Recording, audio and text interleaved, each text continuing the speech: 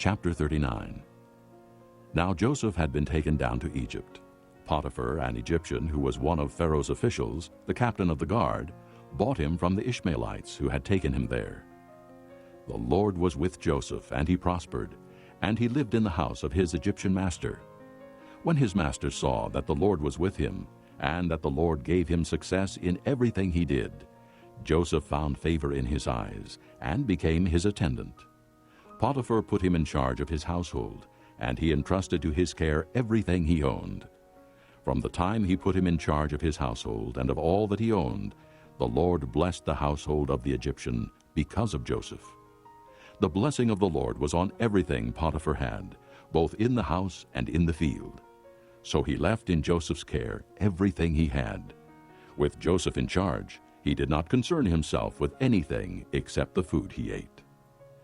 Now Joseph was well built and handsome, and after a while his master's wife took notice of Joseph and said, "Come to bed with me."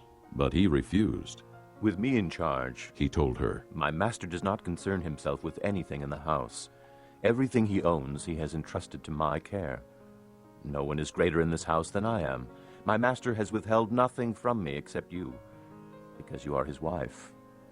How then could I do such a wicked thing and sin against God?" And though she spoke to Joseph day after day, he refused to go to bed with her or even be with her. One day he went into the house to attend to his duties, and none of the household servants was inside. She caught him by his cloak and said, "Come to bed with me." But he left his cloak in her hand and ran out of the house.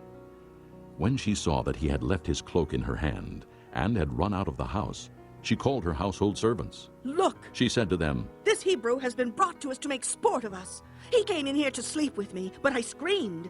When he heard me scream for help, he left his cloak beside me and ran out of the house." She kept his cloak beside her until his master came home.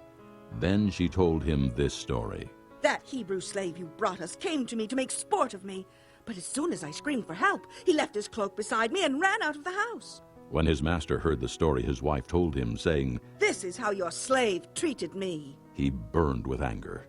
Joseph's master took him and put him in prison, the place where the king's prisoners were confined.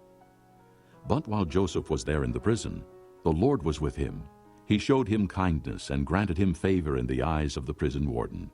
So the warden put Joseph in charge of all those held in the prison, and he was made responsible for all that was done there.